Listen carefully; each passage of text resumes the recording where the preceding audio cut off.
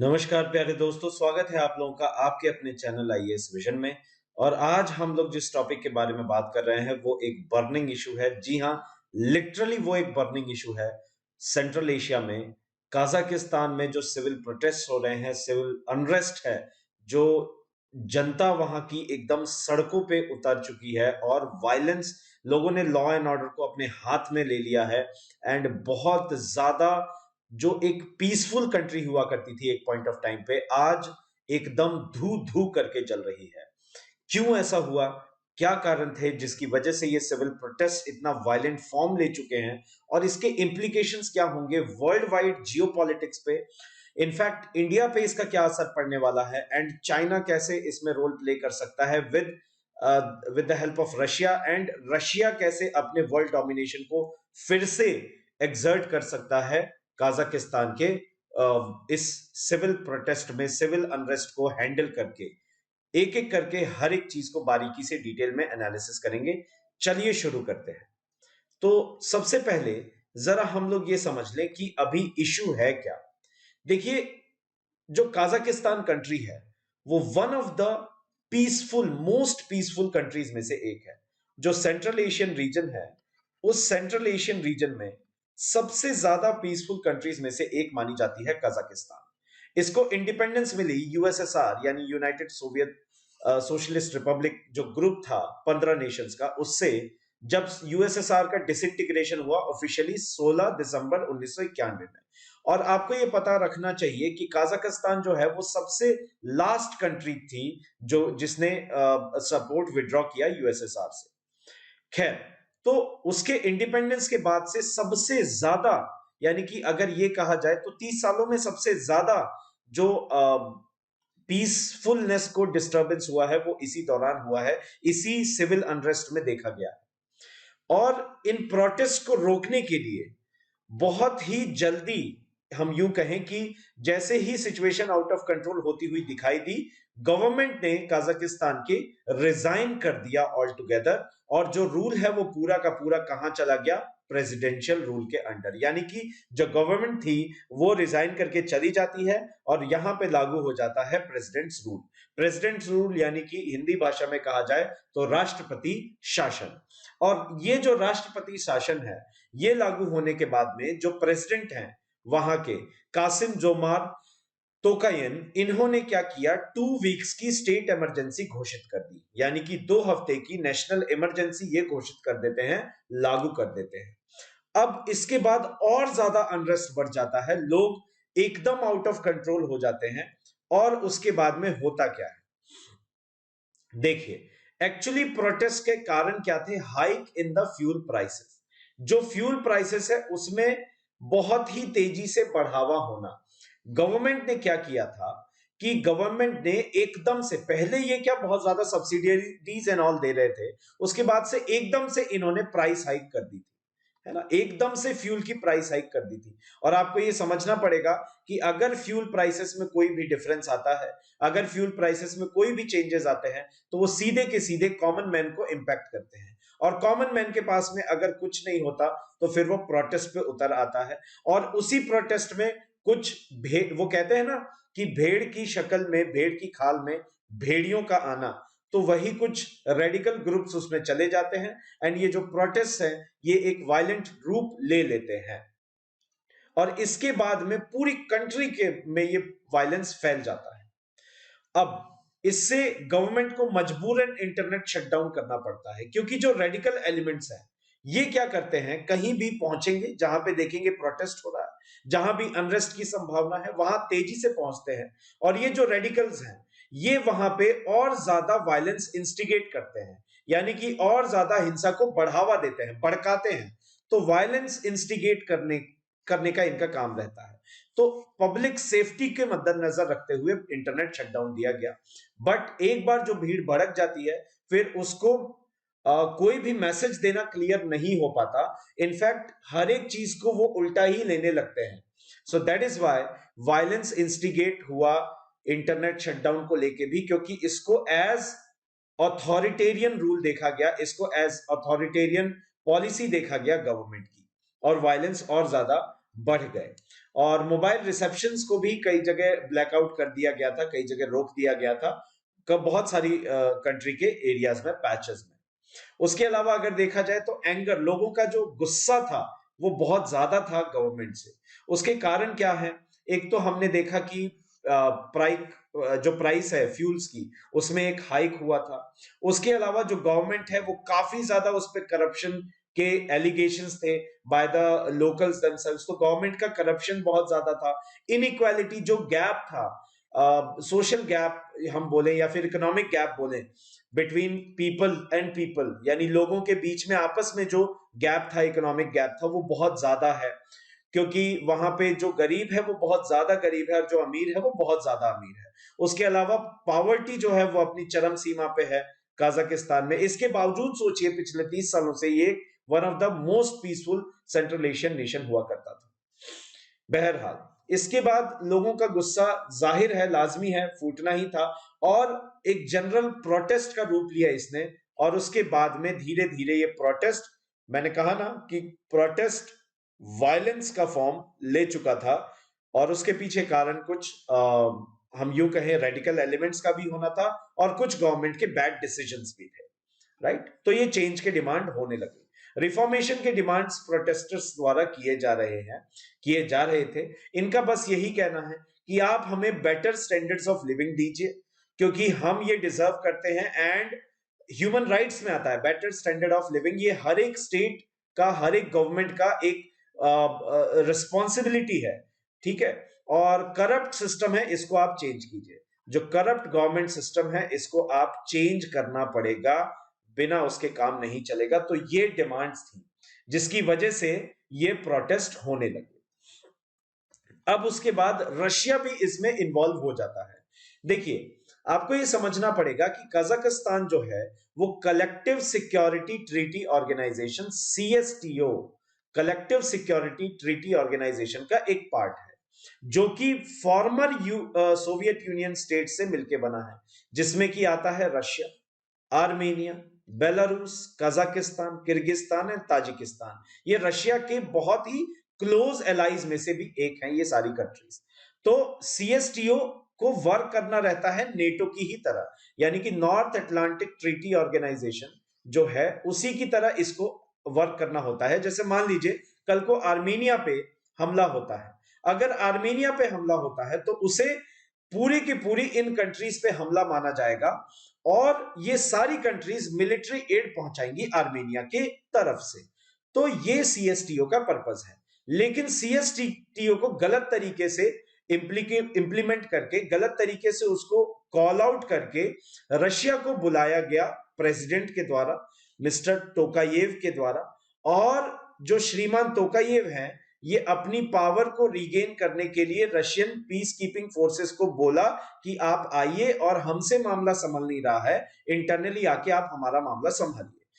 तो आपको यह समझना होगा कि एक म्यूचुअल डिफेंस पैक्ट है, एक्सटर्नल थ्रेट्स के लिए है, इंटरनल थ्रेट्स के लिए, इंटरनल सिक्योरिटी इश्यूज के लिए कभी नहीं था। और जबकि ये कजाकिस्तान का इंटरनल सिक्योरिटी मामला है, यानी कि ये बात तो वही हो गई कि घर में बहस चल रही है और आपने पड़ोसी को बुला लिया। तो इंटरनल मामलों में सीएसटीओ को इंटरफेयर नहीं करना चाहिए था। बहरहाल, जो ये पीस कीपिंग ट्रूप्स हैं रशिया के, ये डिप्लॉय किए गए एंड रशिया का इन्वॉल्वमेंट यहां पे हुआ। अब आप सोचेंगे कि रशिया को इससे फायदा क्या है। देखिए, रशिया को इससे फायदा ये है कि रशिया, अब अगर आप फॉलो कर रहे हैं उस स्टोरी को जिस पे मैं वीडियो बना भी चुका हूं, यूक्रेन एंड रशिया का जो बॉर्डर डिस्प्यूट है, जो डॉनबस रीजन में रशिया सेपरेटिस्ट को बैकअप कर रहा है, सेपरेटिस्ट को सपोर्ट कर रहा है एंड कहीं ना कहीं डॉनबस रीजन को सेपरेट करना चाहता है एंड कांस्टेंट थ्रेट दिए हुए है अपने ट्रूप्स को बॉर्डर के अलोंग डिप्लॉय करके। रशिया ये चाहता है कि वो अपनी farmer glory of USSR days उसको रीगेन करे। ये एक रशिया का सपना है। तो उस डोमिनेशन में ये एक बहुत अहम रोल प्ले करता है Kazakhstan chapter. So that is why Russia इसमें फुल फ्लेज्ड रूप से इन्वॉल्व होके अपना प्रेजेंस दिखाने की कोशिश कर रहा है। एंड इससे चाइना को क्या फायदा होगा, देखिए मैं थोड़ा सा आपके लिए यहां पे इजी बनाता हूं।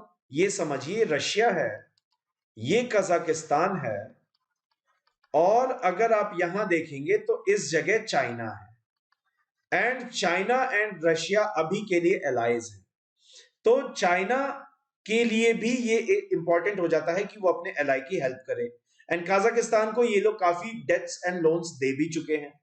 नाउ अब बात ये आती है कि रशिया के स्ट्रांग होने से, डोमिनेंट होने से इंडिया को ये बेनिफिट होता है कि इंडिया को यूएस जो कि एक मूडी एलाई है, काफी ज्यादा वो सेल्फ सेंटर्ड एलाई है, यानी यूएस के अगर इंटरेस्ट को थोड़ा सा भी फर्क पड़ता है तो यूएस अपने एलाइज को बैकस्टेप करने में एक बार भी नहीं सोचता, जैसा अभी हमने रिसेंटली देखा था जो हुआ था फ्रांस के साथ में।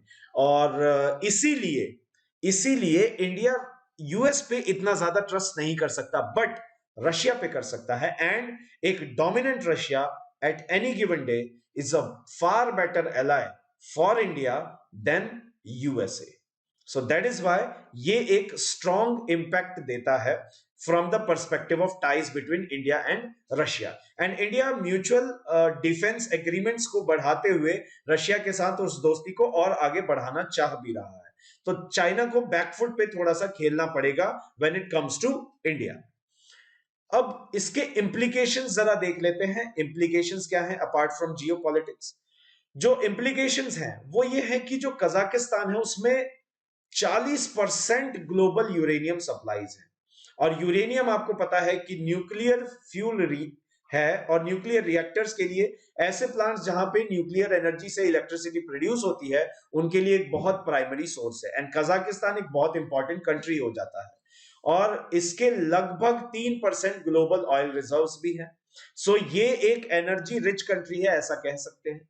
और आप थोड़ा सा डेटा पे अगर गौर करें तो आप समझ पाएंगे कि ये इंडिया के लिए वरीसम क्यों है, क्योंकि प्रोटेस्ट के दौरान 7 जनवरी, रीसेंट डेटा है ये, ऑलमोस्ट 7 जनवरी रफली 8% तो यूरेनियम के प्राइसेस एक दिन में बढ़ गए, और ऑयल प्राइसेस 2% से बढ़ गए एक दिन में।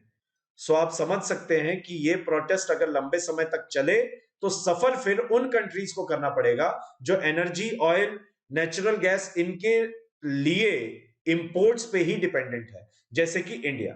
तो ये इन्फ्लेशन जो है वो इंडिया के लिए वरीसम है। दैट इज वाई जितना जल्दी हो सके ये कंट्रोल हो जाए, डिटेन हो जाए, उतना बेटर रहेगा। उसके अलावा रीजन में पूरा का पूरा इंस्टेबिलिटी है। जैसे अगर मैं आपको एग्जांपल साइट करूं अरब स्प्रिंग का, सो अरब स्प्रिंग प्रोटेस्ट क्या थे कि इसकी शुरुआत हुई थी सबसे पहले अफ्रीकन नेशन से, और होते होते वो अरब कंट्रीज तक पहुंची। और हुआ ये कि सऊदी अरेबिया में भी हुआ ये था कि जो मोनार्की सिस्टम था, जो अथॉरिटेरियन रूल था, उससे लोग परेशान होके उन्होंने क्या किया था, ओवरथ्रो करने की कोशिश की थी। तो सऊदी अरेबिया ने तो अपने एलाई यूएसए की मदद से खुद को बचा लिया, लेकिन यूएसए का वही डबल स्टैंडर्ड देखने को मिला था लीबिया के केस में, इजिप्ट के केस में, जब लीबिया के जो डिक्टेटर थे गद्दाफी, उनका एक तरीके से पब्लिक असैसिनेशन हुआ, एंड यूएस का इसमें रोल भी था।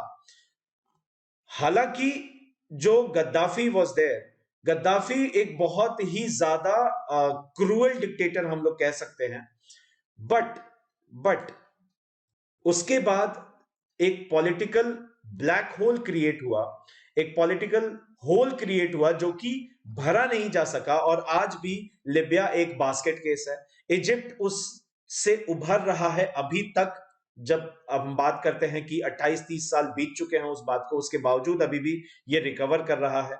उसके बाद अगर देखा जाए तो फॉर एग्जांपल सीरिया में एक जो पॉलिटिकल गैप आया था, एक पॉलिटिकल होल आया था, होल क्रिएट हुआ था, इंस्टेबिलिटी क्रिएट हुई थी, उसको फिल करने के लिए आइसिस जैसे रेडिकल्स, एक्सट्रीमिस्ट ग्रुप्स ने वहां पे जगह लेनी, अपनी जड़ें जमानी शुरू कर दी थी। सो ये जो अनरेस्ट है ये किसी भी कंट्री के लिए सही नहीं है, और ये एक वायरल इन्फेक्शन की तरह फैलता है। जैसे एक कंट्री अगर किसी गवर्नमेंट से खुश नहीं है और अगर वहां वायलेंट प्रोटेस्ट होते हैं, तो दूसरी कंट्री को के लोगों को भी लगता है इन्होंने वायलेंस करके ये काम कर लिया, हम भी कर सकते हैं, गवर्नमेंट को चेंज कर सकते हैं। And this is the most dangerous infection that can spread across the region और द कंट्री। सो इसीलिए जरूरी है, इनफैक्ट सबसे ज्यादा इंपॉर्टेंट हो जाता है कि अरब स्प्रिंग ऑल ओवर अगेन ना हो। दैट इज वाई जितना जल्दी हो सके इसको डिटेन कर लिया जाए, कंटेन कर लिया जाए, है ना। तो ये सबसे ज्यादा इंपॉर्टेंट है। और मैं आपको जैसे पहले भी बता चुका, ये one of the most stable central Asian regions था कजाकिस्तान, और वहां पे अनरेस्ट है, यानी कि ये बहुत तेजी से बाकी के रीजन्स में, बाकी की कंट्रीज में फैलने में समय नहीं लगाएगा। इसीलिए इसको जल्दी से डिटेन करना, कंटेन करना बहुत ज्यादा जरूरी हो जाता है। इसी के साथ मैं इस वीडियो को अंत करना चाहूंगा, एंड आई होप आपको सारी चीजें समझ में आई। और जो लोग प्रिपरेशन कर रहे हैं सिविल सर्विसेज एग्जामिनेशन की, या फिर किसी भी स्टेट पीसीएस एग्जामिनेशन की, या किसी भी कॉम्पिटिटिव एग्जामिनेशन की, तो मैं आपको ये बताना चाहूंगा कि बिकॉज ये न्यूज में है, तो कजाकिस्तान से रिलेटेड जितने भी ज्योग्राफिकल लोकेशंस है, जैसे अगर मैं एक एग्जांपल के फॉर्म में क्वेश्चन दूं आपको कि कौन सी वो कंट्रीज हैं जो कि कजाकिस्तान के साथ में बॉर्डर नहीं बनाती, या एरल सी कहां पे है, या कैस्पियन सी कहां पे है, तो आप देखेंगे कि ये विसिनिटी ऑफ कजाकिस्तान में ही है। तो ऐसे क्वेश्चंस आ सकते हैं। यूरेनियम से रिलेटेड क्वेश्चन बन सकते हैं, है ना। ऑयल से रिलेटेड क्वेश्चंस भी बन सकते हैं। सो दैट इज व्हाई आपको इस इशू को फॉलो करना क्लोजली बहुत ज्यादा जरूरी हो जाता है। इसी बात पे मैं वीडियो को अंत करते हुए यही करना चाहूंगा कि प्लीज वीडियोस को प्यार दीजिए, लाइक कीजिए, शेयर कीजिए जितना हो सके, एंड चैनल पे नए हैं तो सब्सक्राइब किए बिना मत जाइए, क्योंकि वही एक इकलौता मोटिवेशन है जो कि डेली इतने अमेजिंग वीडियोस, इतनी रिसर्च करने के बाद आप लोगों तक लाने में हेल्प करते हैं। चलिए मिलते हैं हम लोग अगले वीडियो में। तब तक के लिए जय हिंद, जय भारत, वंदे मातरम।